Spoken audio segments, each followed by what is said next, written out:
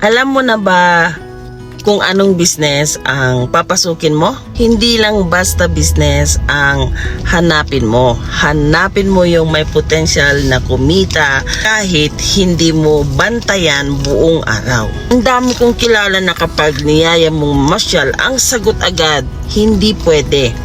Walang magbabantay ng negosyo ko. Tanong ko, hanggang kailan ka ganyan? Walang masama sa hands-on na negosyo. Pero hindi ba mas maganda kung may oras ka ring mag-enjoy ng buhay? Mag-build ka ng negosyo na kayang kumita kahit pa unti-unti. Araw-araw kahit wala ka sa harapan nito. Dahil ang tunay na yaman hindi lang tungkol sa pera. Kasama rin dyan ang kalayaan sa oras mo.